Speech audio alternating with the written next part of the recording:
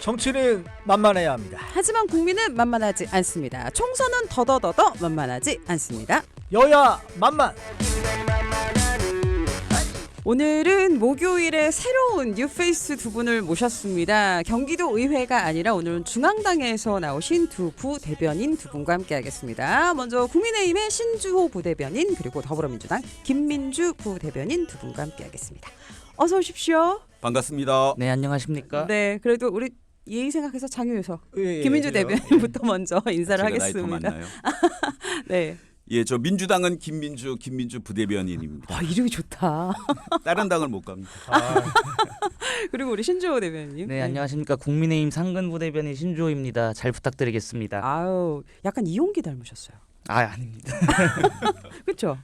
제가 예, 그분을 예, 이용기를 맞아요. 모르는 거. 아 그래서 알겠습니다. 제가 나름 스몰 토크로 좀 아이스 브레이킹 하려고 했는데 최 기자님 아니 모르시네. 저는 지금 제가 넥타이를 빨간색 입고 왔는데 이게 어떤 의도가 있어서 입고 온 게 네. 차고 온 게 아니거든요. 어제는 그래서 파란색 하셨습니까? 네네, 그 오해는 하지 마시고요. 요새 조심해야 그래서. 돼서 저도 넥타이용. 근데 요즘 또 각신당들이 많아가지고 저희 쓸 색깔이 없습니다. 그러니까. 예, 좀 이해를 해주시길 바라겠습니다. 저도 초록색인데 의미 없습니다. 이게 원래는 이윤아 아나운서가 오늘 빨간색 띠를 하고 머리띠라고 왔거든요. 있었어요, 제가. 예, 그래서 전혀 의도하지 예, 않았거든요. 저는 저 급하게 때문에 또 뺐습니다. 예, 뺐습니다. 예, 제가. 네, 머리 알겠습니다. 빼고 하고 있습니다. 아니 그래도 두 분 OBS 라디오 스튜디오는 처음 오신 것 같은데 먼저 그래도 소감 한 마디씩 좀 부탁을 드릴게요. 그 예전에 이제 99.9가 있었다가 네. 정말 애청하고 있었는데 폐방이 됐었다고 맞아요. 그죠? 예. 그러다가 네. 이제 다시 OBS 99.9로 다시 시작해서 너무 반가웠습니다. 네, 그래서 네. 이 경인방송 99.9가 앞으로 더 번성하고 음. 건성하길 네. 진심으로 바라는 경기도민입니다. 네, 아, 아우 네. 덕담으로 시작하고 우리 신조호 대변인도 저도 이렇게 아침에 라디오를 출연하는 것은 오늘이 처음인데 네. 좀 아침이어서 말이 어눌할 수도 있고 한데 좀 그런 것 좀 감안해 주시고 들어주셨으면 감사하겠습니다. 아우 이분은 뭐 예, 신조 부대변인님은 인천에서 오신 거죠? 네, 인천에서 왔습니다. 거의 저희 그 경인 지역에 살고 계신 실제 그 그쵸. 전문가분들, 당 관계자분들이 오신 겁니다. 네, 경기도와 인천에 살고 그쵸. 있는 네. 대변인 두 분 모시고요.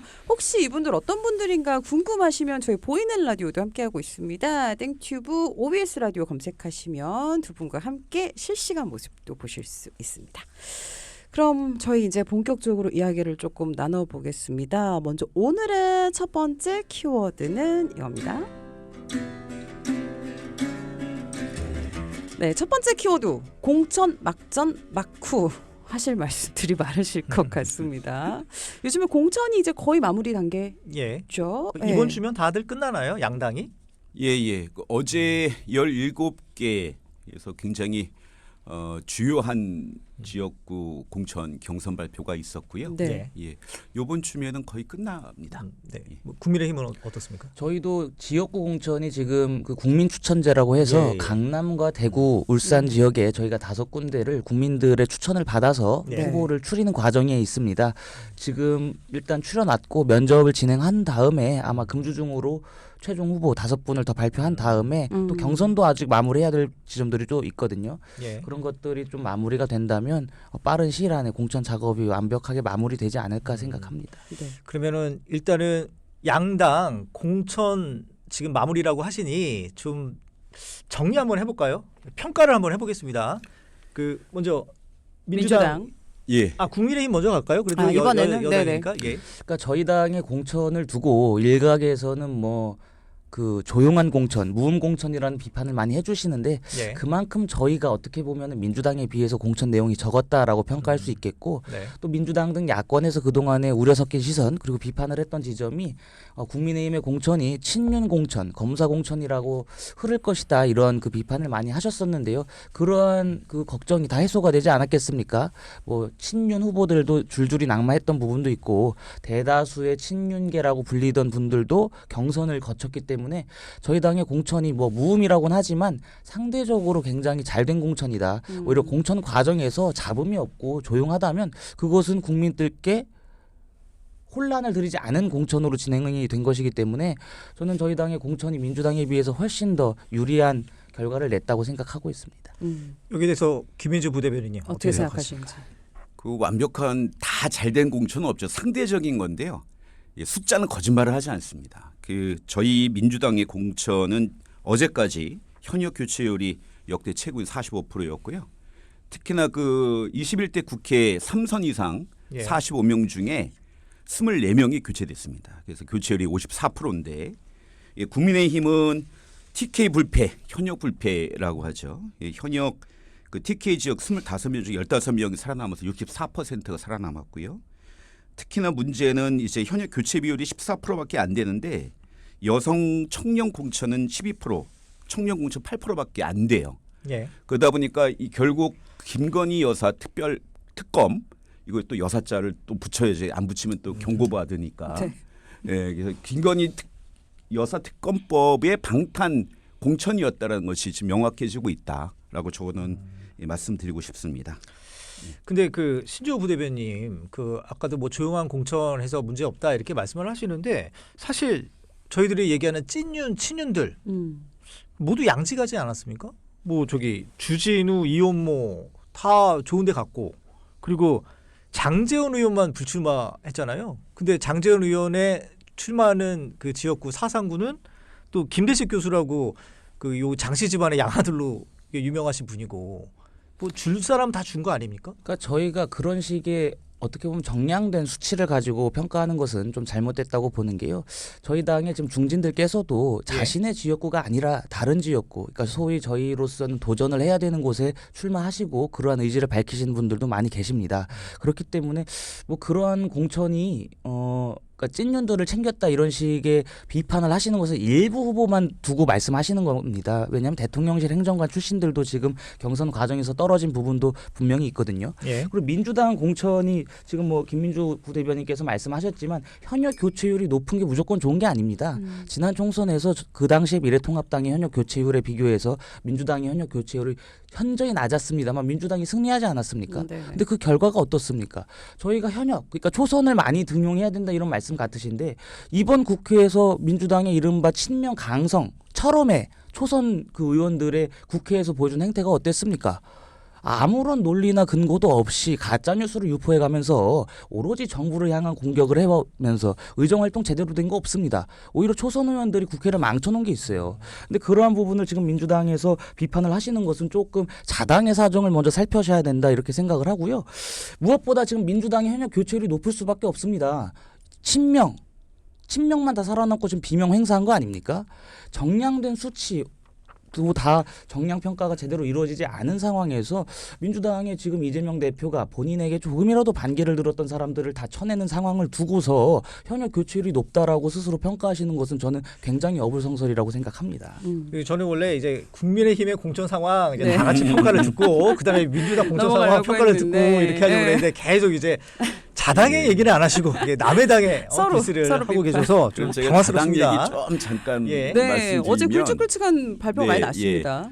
이런 거죠. 그 국민의힘은 시스템 공천을 한 적이 없어요. 그러다 보니까 민주당의 공천을 이해하지 못하고 있는 거죠.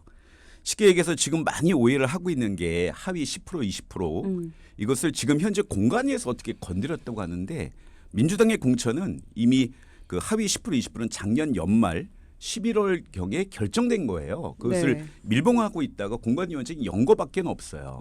근데 왜 이 하위 10% 20%에 이상하게 뭐 이렇게 되어 있느냐. 이거는 좀 거친 면이 있었지만 원래는 그 선출직 공직자 평가를 민주당은 2번 하게 되어 있어요. 임기 때. 근데 지난번에 대통령 선거 때문에 못했어요. 네네. 예. 근데 요번에 이제 한꺼번에 하다 보니 하필이면 또 그 조사를 할 시기가 이재명 당대표의 체포동의안 그 가결 문제가 있어서 당원들이나 국민 지지자들이 굉장히 분노한 때였거든요. 물론 이런 건 있습니다. 그것을 어떻게 바라봐야 된다는 시각적 차이는 있지만 저는 이렇게 생각하거든요. 저희 이낙연 대표 지금 다른 당의 대표이신 이낙연 대표가 예전에 부동의 대선 1위 후보였습니다. 네네. 그분이 몰락했던 이유는 떨어졌던 이유는 의원들에 의한 게 아니에요. 본인이 소통 없이 일방적인 박근혜 대통령 전 대통령에 대한 사면을 꺼냈기 때문에 국민적 심판을 받아서 떨어진 거였거든요. 그 당시는 이재명 체포 동의안의 가결 부결 문제는 결과적으로 국민이 결정하고 이재명 대표가 말을 바꾼 거에 대해서도 국민이 평가해야 되는 거지. 당의 일부 의원들이 자기들이 이걸 결정할 수 있었다고 했던 거에 대한 오만한 거에 대한 평가 그리고 심판이 일정 정도 그 당시 있었다. 다만 이 과정에서 좀 거칠었다는 건 분명히 인정해야죠. 예. 어쨌든 간에 그 사실은 이렇다 쳐도 국민이 이것을 공천 파열 의미라고 네. 공천에 문제였다고 인식하는 거는 이걸 바꿔야 되는 거다. 왜냐하면 정치라는 거는 사실의 문제가 아니라 인식의 영역이기 때문에 이걸 충분히 국민들에게 혁신 공천이라는 거를 납득시켜야 되는 거는 우리 당의 앞으로의 과제죠. 근데 뭐 밖에서만 비판한 게 아니라 사실 내부에서도 갈등이 많지 않았습니까? 민주당이 참 저희 당이 자랑스러운 게 이런 것 같아요. 개인적으로 억울한 게 왜 없었겠어요. 바로 이 수원에 있는 여야 정치인이나 언론인이 가장 좀 많이 칭찬하는 박강원 원내대표 의원님도 네네. 사실은 굉장히 백봉 신사상 2번이나 임기 때 받았단 말이에요. 굉장히 네. 존경받는 분이신데 이분이 하위 20%를 받았어요. 본인은 납득하기 어려울 수 있었겠죠. 근데 이거를 당의 화합을 위해서 숨겼단 말이에요. 그리고 아주 작은 뭐 들리는 말은 3표 차이였다라는 네네. 말을 하는데 어쨌든 떨어지시고 바로 다음 날 결과 승복하시고 또 그 다음 날 경선 상대였던 김준혁 교수에게 찾아가서 손을 들어줬단 말이에요. 그리고 바로 또 임종석 실장도 당을 위해 선신하겠다고 발표를 했고 네네. 개인적 불만 있지만 선당 후세의 정신 그리고 이 총선에서 반드시 윤석열 정권 심판해야 된다는 대의로 참 어려운 결정을 내리셨다. 이것이 민주당의 힘이다. 이 자리를 빌어 박강원 의원님에게 감사와 존경한다는 말씀 드리고 아유, 싶습니다. 그거는 뭐 개인적인 의견이고 여기 또 신주호 대변인도 할 말이 많으실 것 같습니다. 그러니까 제가 지금 드리고 싶은 말씀은 딱 하나입니다. 민주당이 지금 화합하려는 모습을 보이는데 그것은 국민들의 눈높이에 맞지도 않고 국민들께서 분명히 민주당을 심판하실 거라고 봅니다. 왜냐하면 지금 뭐 임종석 전 실장 말씀하셨지만 이번에 어제인가요 그저께 이제 민주당이 선대위를 꾸리지 않았습니까? 네. 네. 근데 거기 임종석 전 실장이 선대위원장을 맡지 않으셨어요. 없죠. 예, 예. 그렇다면 그것은 뭐냐면 민주당이 화합하고 있는 모습을 보여주지 못하는 겁니다. 오히려 임종석 전 실장을 진짜 삼고초를 해서라도 모셔야지 국민들께 다가갈 수 있었을 텐데 그렇지가 못했다라는 것은 저는 총선 이후를 바라보고 있다고 생각합니다. 민주당 내 그러니까 비명계 의원들이나 비명 진영에서 이번 총선에서 민주당이 패배할 거라는 거에 저는 베팅했다고 생각합니다. 그렇기 때문에 총선 이후의 당권 그것을 두고 치열한 경쟁을 하기 위해서 이번 총선 패배의 책임에서 벗어나기 위해서 이번 선대위에 합류하지 않았다 그렇게 생각을 하고요. 그리고 민주당이 시스템 공천이 잘 되려고 했으면 부대변인님 말씀하신 것처럼 박광원 의원 같이 정량적으로 나와 있는 수치, 그러니까 뭐 무슨 상을 받았고 이런 분들이 다 공천이 돼야 됩니다. 하위 20% 안에 드시면 안 되는 거예요. 근데 우리 이재명 대표가 어떻습니까? 상임위 출석률이 35%에 불과합니다. 뭐 대표 발의한 법안도 없고요. 작년 내내 단식하고 사법 리스크 때문에 지역구 돌보지도 못하고 국회 출석도 못했습니다. 정량적으로 나와 있는 수치 자체가 진짜 시스템 공천을 민주당이 하려고 했으면 이재명 대표부터 컷오프를 시켰어야 됩니다. 근데 그것이 안 돼 버렸어요. 오히려 국회 부의장을 하셨던 김영주 의원 하위 몇 % 안에 들었고 또 국회의장상까지 받았었던 다른 의원들을 하위 평가로 넣었거든요. 네네. 그것은 분명합니다. 그러니까 민주당의 시스템 공천이 1000점 만점 중에 220점 정도가 정성평가로 들어가고 있습니다. 그러니까 예. 22%라는 수치는 결코 적은 수치가 아니잖아요. 그러니까 그 22%, 220점 안에서 이재명 대표에 반대했던 이른바 비명계 의원들을 쏙가내기 위한 과정이 진행이 되었다 이렇게 생각하고요. 그리고 지금 민주당의 공천, 경선이나 이런 거에 있어서 자세한 수치를 공개하고 있지 않습니다. 공관위원장도 자세한 수치를 공개해달라는 요청을 받으면 얼버무리고 제가 볼 때 잘 모르시는 것 같아요. 민주당의 공관위원장께서. 근데 반면에 저희 국민의힘은 어떻느냐. 각 후보들이나 뭐 어떠한 이의 제기가 있을 경우에 자세한 수치를 공개하겠다라고 분명히 공관위 차원에서 밝혔습니다. 네. 어느 당이 시스템 공천을 더 잘하고 있느냐? 저희가 훨씬 더 잘하고 있고 민주당이 뭐 시스템 공천 룰을 총선 1년 전에 확정을 짓는다고 하셨는데 1년 전에 확정을 지으면 뭐 합니까? 이런 식으로 이재명 대표부터 컷오프 시켜야 되는 그 룰 자체가 망가지고 있는데 네네. 그러면 이건, 저기 네. 신조 부대변님 그 하태경 의원이 지금 후보 경선에서 탈락했잖아요. 이해운 의원한테. 그 원소스 내달라 이렇게 얘기하고 있는데 어떻게 국민의힘 쪽에서는 뭐 공개할 예정입니까? 그것을 아마 공관위 차원에서 논의할 것으로 저는 알고 있습니다. 근데 사실상 지금 하태경 의원께서 그 수치를 다 일일이 공개하신 거 아닙니까? 네. 예. 근데 제가 볼 때 하태경 의원의 주장은 그거 같아요. 1차 투표에서는 본인이 한 46% 육박하는 수치를 받았는데 예. 2차 투표를 갔더니 그 이제 더해지는 수치가 그러니까 이영 적었다. 후보, 예. 그러니까 1차 투표 때 3명이 나왔는데 예. 그 중에서 이영 후보께 그대로 이해훈 후보로 갔다. 이거는 문제가 있다. 이건 있을 수 없는 일이다라는 게 이제 하태경 의원 후보 주장이잖아요. 네, 하태경 의원의 예. 주장이십니다. 그리고 이제 거기에다가 더해서 뭐냐면 이혜훈 의원은 여성이시기 때문에 가산점을 가산점. 또 받습니다. 예. 네. 그 5% 가산점을 받아서 뒤집어진 거예요. 어떻게 보면 그냥 그 가산점이 없었다고 한다면 하태경 의원이 이기는 경선이었거든요. 근데 그러한 것들이 조금 의구심이 있으신 것 같은데 예. 사실 그렇게 이의를 제기한다고 해서 이게 변하는 경우는 저는 본 적이 없습니다. 당의 경선이나 뭐 관련된 절차를 거치면서 뭐 상대 후보가 뚜렷한 잘못을 불법 행위를 저지르지 않는 이상 이 공천 결과가 뒤집어지는 경우는 거의 없는데 또 지금 이혜훈 의원 관련해서 또 뭐 선관위 조사도 또 있고 하지 않겠습니까? 예. 네. 관련된 절차를 좀 지켜본 다음에 공관위 차원에서 어떤 결정을 내리는지 두고 봐야 될 것 같습니다. 네. 그 김혜주 부대변인님, 예. 제가 좀 이런 질문 좀 드릴게요. 그 지금 우리 신지호 부대변인님 얘기한 거 그리고 어떤 여론의 동향 보면 민주당의 공천 파동이 많기 때문에 뭐 180석은 뭐 그건 물 건너 간지 오래고 이번 총선 승리 과반 승리 좀 어렵다 이런 얘기들이 많이 있거든요. 그렇다면 이재명 민주당 대표의 속심은 뭡니까? 이번 목표는 뭡니까? 제가 뭐 이재명 대표의 속마음을 알 수 있는 위치는 아닐 것 같고요. 다만 이제 말씀을 드리면 예. 그 저희 당의 시스템 공천에 대해서 잘 모르니까 이제 코끼리 뭐 만진다고 하잖아요. 그거밖에 모르니까 그런 말씀하시는데 정량 평가가 있고 정성 평가인데 정성 평가가 마음대로 그냥 F 주고 하는 게 아닙니다. 정성 평가의 내용도 지역 당원 그다음에 동료 의원 예. 보좌진의 그 채점표를 가지고 정성 평가라고 하는 겁니다.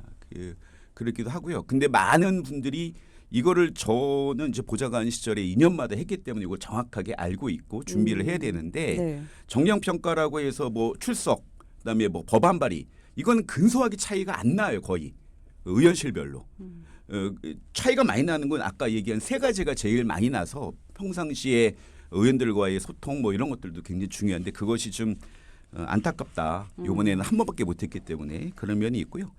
그리고 지금 저희 당이 아까도 최 기자님께서 얘기하시는데 지금 최근에 나온 여론조사를 보면 숫자는 저는 데이터에 의한 분석을 정확하게 근거를 가지고 이야기해야 된다라는 네네. 말씀 드리고 있는데 공천 파일은 제일 많이 났던 것이 2월 말이었잖아요. 네. 2월 말이었는데 지금 3월 초가 와서는 당 지지율이나 뭐 이런 것들이 굉장히 좀 다시 상승세를 타고 있습니다.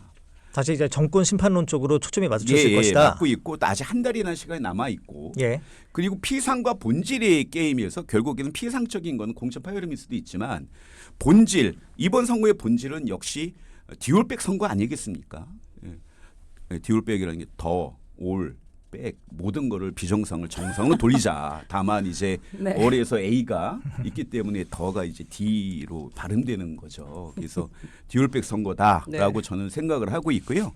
그다음에 국민들이 생각하고 있는 그 이해양명주에 대한 5대 의혹을 반드시 그 파헤치라는 국민의 명령으로 국민의 정권 심판이 대세일 수밖에 없다. 이게 본질이다. 저는 이런 말씀 드리고 그러면 싶습니다. 제가 네. 신 부대변인님한테 여쭤볼게요.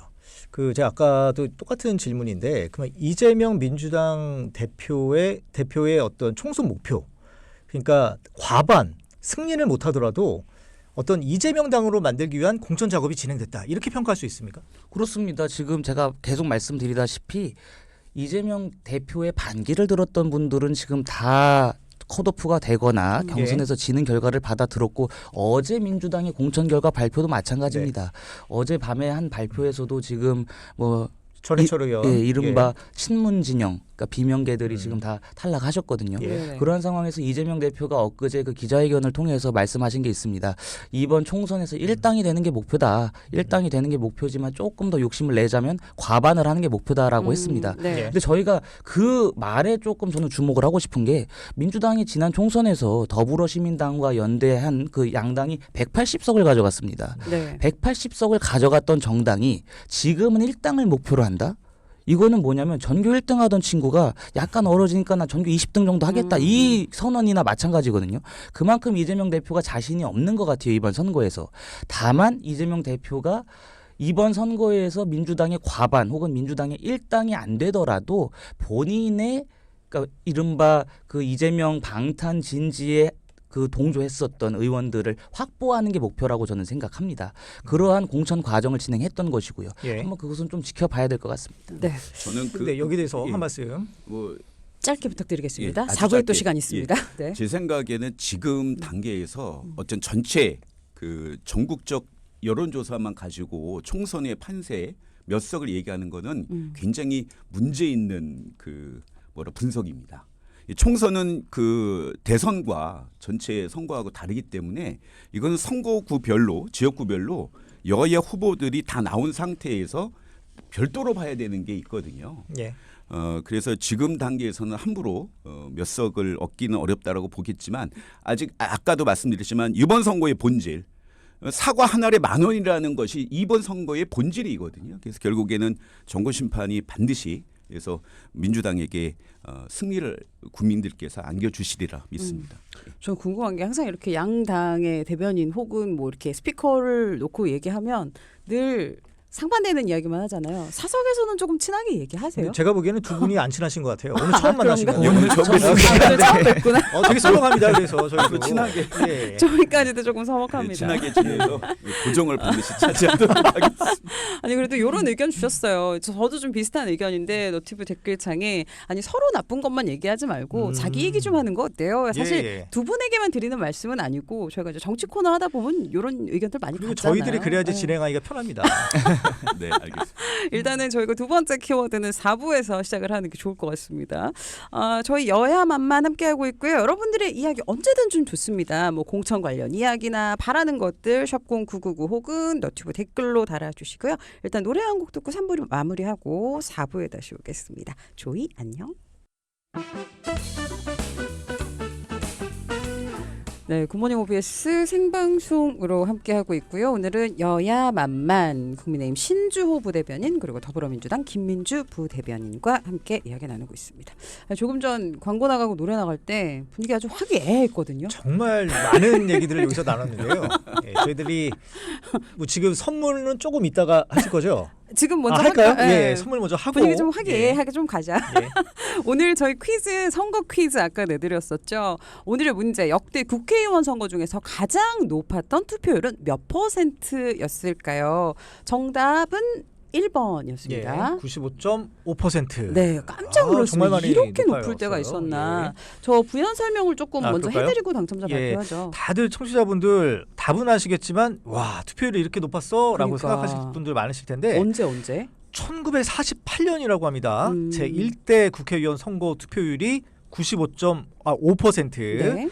그래서 최고 투표율 2위는 제 2대 국회의원 선거로 91.9%. 네. 그리고 세 번째가 제 3대 국회의원 선거로 91.1%였습니다. 다 그 처음에 그 48년 시작할 때부터 아주 높은 그 투표율을 기록했는데요. 네, 아까 그리고 자료 찾아보니까 2008년 이후로는 지금 모든 투표율이 조금씩 상향 예. 네, 되고 있다는 거. 그리고 올해 국회의원 선거 제 22대입니다. 직전 선거 제 21대 국회의원 선거 투표율은 66.2%를 기록했습니다. 오늘 선물 받으실 세 분입니다. 먼저 치킨 콜라 세트 받으실 두 분. 먼저 첫 번째 당첨자 우리 김민주 부대변인님이 발표해 주시죠. 예, 치킨 콜라 세트 받으실 분 6528님 1번 95.5%. 읽어야 됩니까? 네, 다? 네, 사연입니다. 예, 이렇게 높은 투표율이 있었다니 놀랐네요.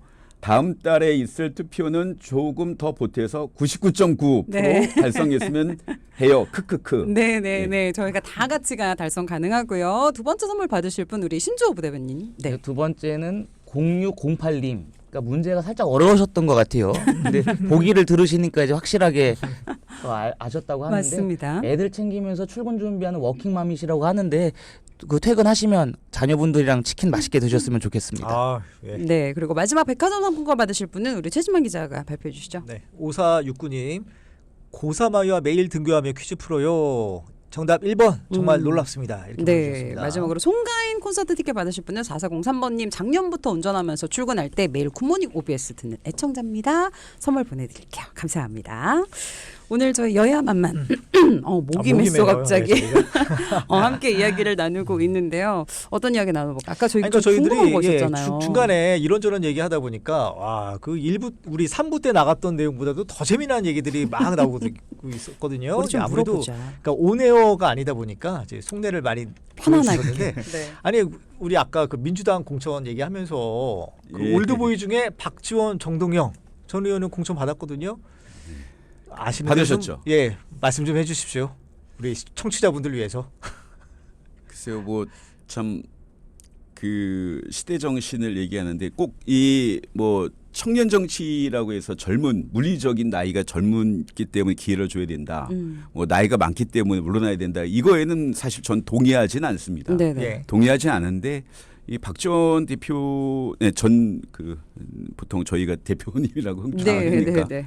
박지원 지금 후보께서는 원래는 이제 모포가 지역구셨어요. 예. 근데 모포에 좀 출마 타진하시다가 거기에 지금 강력하게 반대하시는 모포 출마 반대하시는 모 그 전 의원님이 계셔서 그래서 다른 지역으로 돌려봤는데 워낙 또 그 해남 쪽에 또 연고가 있으세요. 그래서 예. 그쪽에 돌려봤더니 상대적으로 높게 나오시더라 하셨고 제가 사석에서 그분 강의를 들었는데 지금도 하루에 뭐 진짜 농담이 아니고 1000통씩 전화를 하시고 청바지 입고 다니시고 예. 아주 그 여정적으로 선거 활동하시고 네네. 그 호남 선거는 좀 약간 좀 이 수도권 선거가 달라서 예. 그 지역별 소지역이라고 하죠. 뭐 어디 지역 그리고 그 지지자들이 그룹들이 있어요. 네. 그것들을 좀 잘 관리하신 것 같다라는 말씀 드리고 싶고 그 정동영, 김성주 두 분은 사실은 지난번 선거에서 악연이 있죠. 한 번씩 주고받았거든요. 예. 주고받아서 지금 격앙돼서 선관위 고발도 되고 정동영 후보가 그래서 뭐 경고도 받고 하셨는데 뭐 그러게요. 저도 이렇게 결과가 나와서 좀 놀랐습니다. 아, 당황스러우셨을 것 같아요. 네. 저 이재명 대표하고 정동영 예, 두 후보하고의 분이 아주 관계. 관계가 밀접하죠. 아. 예, 예. 밀접하다는 의미에 여러 가지 의미가 있는 것 같습니다. 뭐 예. 흔히도 말로 예전 직장 상사 뭐 이런 그러면 우리 이신 것 청취자분들이 좀 감이 네, 오셨을 그렇죠. 것 같아요. 예, 이해하실 것 예. 같습니다.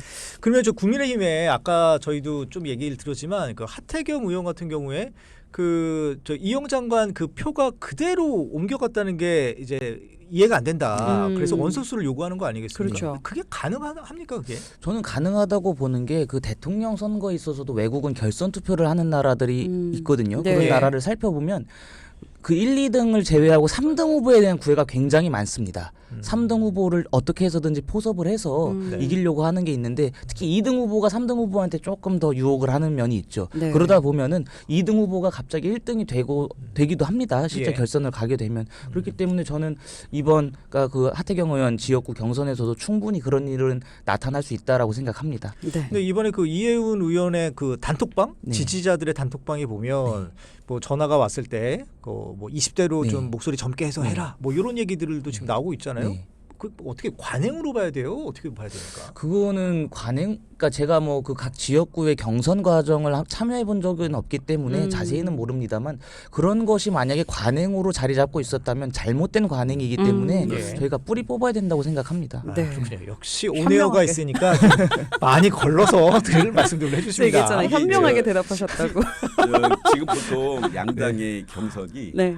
그 보통 이제 그 전화 조사를 네, 많이 하잖아요. 그렇죠. 이거에 대한 허점들이 지금 몇 개 있어요. 예를 들면 주소지가 아니라 핸드폰에 네. 등록 그 가입된 주소지랄까 네. 그리고 연령별 뭐 이런 쿼터, 성별 네. 쿼터에 의해서 한다던가. 그래서 야 이거에 대해서 이게 하나가 나오면 이거를 뭔가 좀 파헤치는 여러 가지 후보들의 노력들이 네. 점점 더 높아지니까 네, 네. 이거에 대해서도 좀 고민을 해봐야 될 시점이 온 거 아닌가 그런 그렇지. 생각을 해봅니다. 또 자기 명이 아닌 경우들도 있고 사실 그런 그러니까요. 경우도. 네. 네, 네. 그렇습니다. 어쨌든 저희- 키워드 네, 두 넘어가시죠. 번째 키워드를 넘어가기 전에 요거 하나씩 예. 그냥 각 당의 질문이 하나씩 들어왔어요. 먼저 4391 하나번님은 노파, 문파, 뭐 이재명파 같이 이렇게 화합할 수는 없는 건가요? 이런 조금 약간 답답함을 토로해 주셨습니다. 화합해야죠. 네. 화합해야 되고 아까도 말씀드렸듯이 저는 지금 여기가 수원이잖아요. 네. 수원도 굉장히 여야가 굉장히 격돌하고 있습니다. 수원벨트라는 이름으로. 예. 뭐 심지어는 고등학교 동문끼리도 굉장히 접전을 벌이고 있는데, 근데 문제가 그러면서 박광훈이라는 수원 전체 민주당의 대장 역할을 하셨던 분이 이런 상황이 있고 지지자들이 어쨌든 간에 격앙이 되어 있는 건 사실이었을 거 아닙니까? 그런데 네. 빨리 이거를 수습을 했어요. 네. 마찬가지로 지금 통합 선대위가 꾸려져서 김부겸 선대위원장이 오셨고 네, 네, 해서 빨리 통합을 해야죠. 네. 이런 말을 하잖아요. 보수는 부패로 망하고 진보는 뭐 분열을 망한다. 그런 국민들의 우려를 빨리 불식시키고 네, 하나로 네. 나가겠습니다. 네. 그리고 여당 쪽엔 요 질문 하나 들어왔습니다. 의사 증원 문제가 여당에 유리해 보이는데 어떻게 이번에 영향을 줄까요? 라는 질문 들어왔는데 뭐 간단하게. 네. 의사 정원 확대 네. 그것은 뭐 의대 정원 확대죠. 네네. 정치적인 유불리를 따져서 진행하는 게 아닙니다. 시대가 흐름에 따라서 그 시간이 흐름에 따라서 의사가 부족한 그 실정을 저희가 파악하고 네. 그 국민들의 진료 확대 그리고 지방 의료 확대 그런 것들을 확충하기 위한 방안이기 때문에 저는 개인적으로 정치적 유불리를 따져서는 안 된다고 생각합니다. 네. 이렇게 궁금한 점들 언제든지 샵0 9 9 9번 보내주시면 됩니다. 오늘 여야 만만 두 번째 키워드 들어갑니다. 조금 전에 김부겸 이제 네네. 대표 공동 대표 얘기도 해주셨는데 두 번째 키워드는 연관이 된 키워드입니다. 원톱 대 삼각편대로 정해봤습니다. 선대위 얘기 그리고 한동훈 위원장 또 이재명 대표 리더십 얘기까지 한번 이번 이슈에서 다뤄보도록 하겠습니다. 그러면 먼저 국민의힘 한동훈 비대위원장 이제는 총괄선대위원장이죠. 이제 원톱으로 진행되는데 그 원톱의 의미 어떻게 봐야 되겠습니까? 그러니까 저희는 그만큼 저희 당의 얼굴에 자신이 있다라는 겁니다. 이재명 대표의 민주당은 지금 이재명 대표가 개항을에 발도 묶여 있고 여러 가지 본인의 사법 리스크에 얽혀 있기 때문에 예. 이재명의 얼굴로 치를 수가 없는 상황이잖아요. 그렇기 때문에 지금 이해찬, 김부겸 전직 대표와 총리들을 모셔서 삼각편대로 나서려고 하는 것 같은데 저희는 이재명 대표처럼 뭐 사법적인 리스크도 없고 그 국회를 방탄용으로 쓰지 않았기 때문에 한동훈 위원장 단독 체제로 치러도 충분히 승산이 있고 오히려 그렇게 하는 것이 저희의 진심을 국민들께 더 알릴 수 있다라는 생각으로 한 것이라고 저는 보고 있습니다. 안철수, 네. 나경원, 원희룡 후보 등 포함해서 공동 선대위원장으로 했지 않습니까? 네. 이 어떻게 봐야 되는 겁니까? 그러니까 저희가 윤재혁 원내대표를 포함해서 그죠, 네 명이죠. 말씀하신 세 분 해서 네 분이 지금 공동 선대위원장이신데요. 또 그분들 말고 다른 지역별, 권역별 또 선대위원장이 존재하십니다. 근데 저는 안철수, 나경원, 원희룡 이분들을 공동 선대위원장으로 모신 것은 저희가 수도권 선거에서는 국민의힘이 도전자적인 입장이 굉장히 강합니다. 네네. 근데 원희룡 장관은 인천 선거에 나섰고 안철수 전 대표는 경기도 그리고 나경원 전 원내대표도 서울이기 때문에 그 세 분이 각 개인의 본인들의 지역구 선거운동을 하면서 주변 지역으로 또 시너지 효과, 바람을 일으킬 수 있을 만한 능력이 충분하신 분들이거든요. 그러한 것들을 좀 염두에 두어서 수도권 선거에서 저희가 충분한 의석을 확보하려고 하는 그런 목적입니다. 네. 제가 왜 여쭤봤냐면 제가 듣기로는 이분들이 다 고사를 했다고 저는 알고 있어요. 그럼에도 불구하고 이렇게 공동 선대위원장 한 거 보면 국민의힘에 스피커가 없는 거 아니야? 또 이렇게 또 생각하시는 분도 계셨거든요. 부대변인님, 네, 김민주 부대변인님 어떻게 보세요? 이제 한동훈 효과는 떨어졌죠. 예, 전 그렇게 보고 있습니다. 임계점에 왔다. 근데 그렇다고 해서 같이 할 사람이 없죠. 예.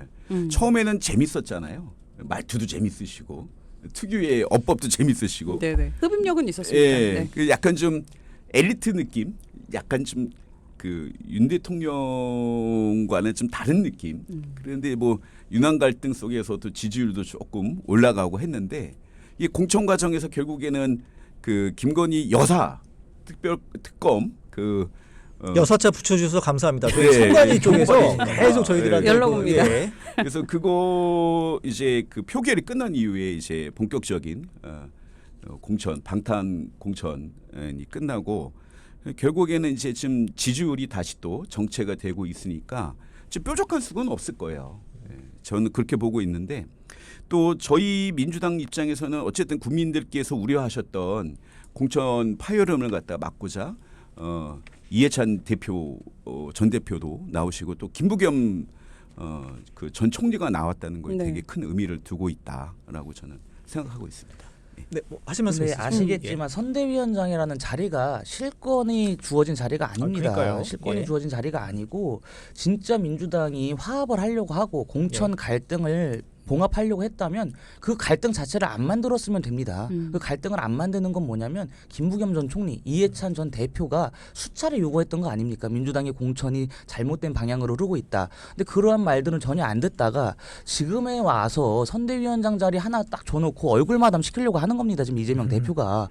그러한 상황을 어떻게 민주당이 화합한다. 그렇게 주장을 하시는 것은 저는 개인적으로 좀 잘못된 생각이라고 봅니다. 그 이재명 그 이해찬 대표나 김부겸 전 총리가 이재명 대표가 얼굴 마담 하라고 하실 분들은 아니죠.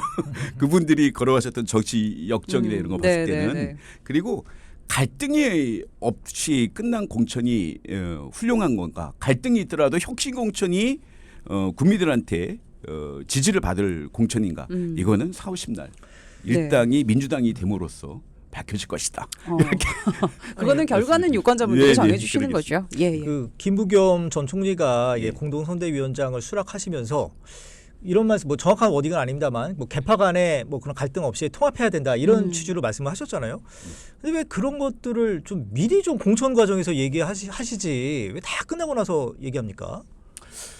김부겸 전 총리님 굉장히 훌륭하신 분인데 인품 좋으시죠. 인품도 좋으시고 예. 넉넉하시고 따뜻하시고 근데 항상 그 주위 측근분들 얘기로는 좀 결단력이 조금 항상 한 박자 늦으신다라는 말씀이 또 있으세요.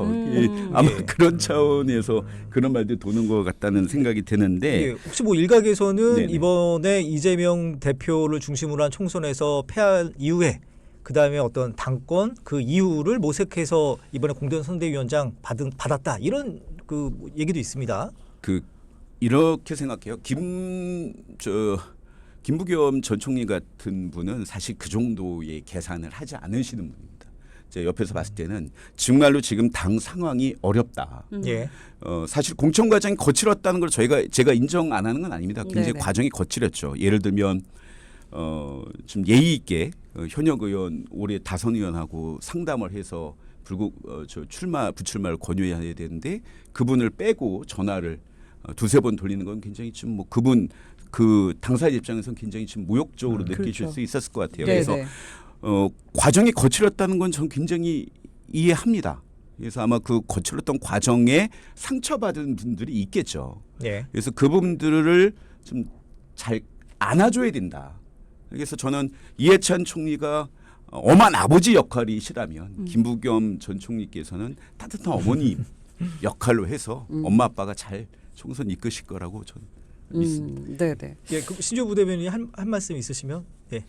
그러니까 저는 개인적으로 민주당이 이번 선거에서 누가 더 책임을 많이 회피하려고 하느냐 그 예. 싸움을 하고 있다고 봅니다. 비명계에서 임종석 전 실장은 총선에 참여를 하지 않음으로써 총선 패배를 그 책임을 벗어나려고 하는 것이고 김부겸 전 총리는 오히려 선대위원장을 맡아서 난 이렇게 열심히 했다라는 것을 조금 보여주시려고 하는 것 같은데 문제가 뭐냐면 이재명 대표가 비겁하다라는 겁니다. 저는 개인적으로 그렇게 생각을 해요.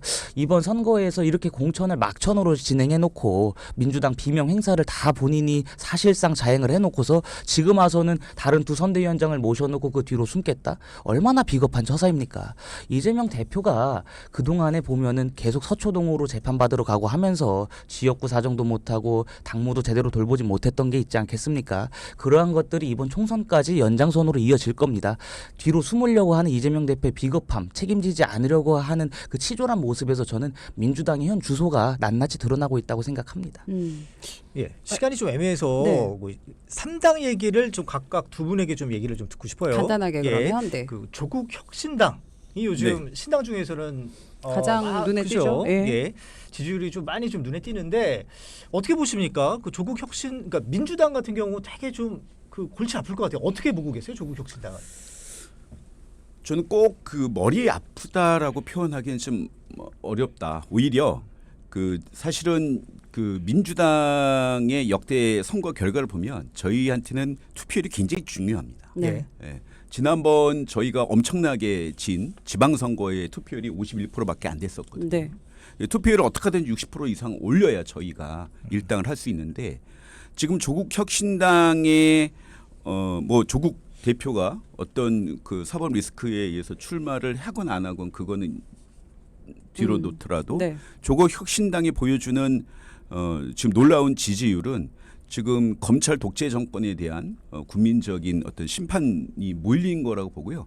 이분들이 지지율 높아지면서 다소 민주당의 공천 과정에 실망했던 분들을 투표장으로 견인하는 예. 시너지를 분명히 줄 것 같다라는 생각을 좀 해봅니다. 그러니까 협력은 하되 선거연대는 안 한다는 게 민주당의 선거연대도 안 하고 입장이었잖아요. 아마 합당도 예. 안 할 거라고 저는 보고 있습니다. 하지만 약간 비례 좀- 쪽은 조국 혁신당 쪽에서 가져갔으면 하는 게 이제 민주당의 하라. 그렇진 않죠. 예. 비례연합 정당을 당연히 그러니까 저는 이제 그 해야 되는데 그 더불어민주연합이 또 골치 아픈 거예요. 예. 그게 그 문제는 어떻게 풉니까? 그렇죠. 위성정당과 예. 조국혁신당. 예, 잘 풀어야 되는데요. 좀 그런데 저는 그 비례연합 정당이 네. 오늘도 이제 파열음이 계속 나오는데 저는 애초에 그 선거제에 대해서 과연 연동형제가 옳은 거고 권역별 비례제가 나쁜 거냐 이런 이분적인 사고에 대해서는 저는 굉장히 반대했었습니다. 저는 개인적으로 우리 당의 연동형 우리나라의 연동형 비례가 되려면 100석 정도의 비례가 돼야 되는 거지. 예. 이렇게 뭐 40몇 석 가지고 연동형 비례한다는 거는 이건 말이 안 되는 거고 파이가 차라리 작다. 예, 그 영남의 민주당 후보, 호남의 국힘 당선자가 나올 수 있는 권역별 비례제가 오히려 지금 우리 정치에선 더 중요한 거다. 네. 그러다 보니까 기형적인 이런 위성 정당들이 계속 이번에 예. 나오는 거라고 보고 네. 있습니다. 그러면 신주호 부대변인님, 네. 그 조국 혁신당의 어떤 민주당을 그 투표율을 끌어들인 견인시킨다. 많이 좀 불안해하실 것 같습니다. 여기에 대해 어떻습니까? 어떤 대응책 예. 갖고 계신지. 저희는 불안하지 않습니다. 아. 지금 보면은 비례대 여론조사상으로 나오는 비례정당 지지 정도가 민주당의 표가 그대로 조국 혁신당으로 가고 있거든요. 그렇기 때문에 저는 사실은 그동안에는 이재명 대표나 민주당이 이러지도 저러지도 못하는 조국 혁신당을 품고 갈 수도 그러니까 내칠 수도 없는 그런 딜레마에 빠져 있었다라고 봤는데 최근 들어서는 역할 분담을 좀 제대로 한 것 같습니다. 어차피 제가 보기에는 지금 조국 혁신당이 유의미한 의석을 가져갈 것 같은데 그 민주당이 주도하는 선거 연대 거기서는 한 10석 정도밖에 가져가지 못할 것 같아요. 네. 근데 아무래도 조국이 등장하게 되면 네. 조국 대 윤석열의 그 구도가 형성이 되니 네. 좀 많이 좀 표를 깎아 먹지 않을까. 저희 표를요? 예. 아니 조국 혁신당은 민주당의 표를 가져가는 겁니다. 아니 그러니까 네. 이제 저희들이 네. 지금 한동훈 대 네. 어떤 이재명의 구도에서 조국 혁신당의 등장으로 조국 대 윤석열의 구도가 생기게 되면 이 유권자 입장에서는 윤석열 대통령에 대한 정권 지지율이 낮으니 좀 투표를 덜하지 않을까 이제 그런 차원에서 여쭤보는 겁니다. 저는 오히려 반대라고 생각합니다. 지금 이재명 대표가 오히려 윤석열 대통령을 공격하고 있고 조국 대표는 지금 한동훈 특검법을 본인들의 그 제1호 공약으로 내지 않았습니까? 예. 거기서 역할 분담이 됐다고 봅니다. 민주당은 윤석열 정권 심판을 외치고 조국 대표는 국민의힘 한동훈 심판을 외침으로 해서 비례는 그러니까 지민 비조라고 하고 있지 않습니까? 네네. 그것을 어느 정도는 민주당이 수용을 일단은 한 것 같아요. 이러지도 저러지도 못하기 때문에 어차피 그 국민들이 비례대표를 민주당 그 선거연대 그거는 그 일반 유권자들이 특히 민주당 지지자들이 민주당으로 저는 안 본다고 생각합니다. 지금 상황에서. 네. 시각이 조금 다른 것 같긴 합니다만 네. 각 대변인들의 저희가 의견을 잘 들어봤고요. 오늘 이제 진짜 한 1분밖에 남지 않아서 그래도 첫 시간 함께 있는데 한 30초씩 마지막으로 소감과 앞으로의 어떻게 하겠다 이런 거 한마디씩 먼저 이번에 신주호 대변인부터. 아 저는 오늘 너무 편안한 방송 진행이어서 아, 제가 그래요? 이렇게 불편해하시는 것 같은데. 편하게 해야겠다. 저희가 불편한 것 같은데. 예. 시사 방송에서 이렇게 편안하게 웃으면서 어. 했었던 적이 없었던 것 같습니다. 또 네네. 김민주 부대변인께서 또 선배님으로서 잘 챙겨주시고 덕담이 이끌어주셔서 마지막에. 저는 너무 예. 감사하게 생각합니다. 네네. 앞으로도 잘 부탁드리겠습니다. 네네 우리 김민주 대변인도. 오늘 긴장하고 많이 왔는데요. 아주 편안한 즐거웠던 시간인 것 같습니다. 네. 4월 10날까지 임시 대타로 제가 알고 있는데 여러분들께서 애청자 시청자 여러분들께서 네. 많이 지지 댓글 달아주셔서 김민주 신주호가 계속 보고 싶다라고 해주셔서 고정을 꿰찰 수 있도록 도와주시길 바랍니다. 두 분이 좀 더 친해지셔야 될 것 같아요. 네, 저희들이 좀 많이 고려해 보겠습니다. 우리가 네. 조금 불편하게 해드리자. 그래야 뭔가 좀 이렇게 얘기가 될 것 같아요.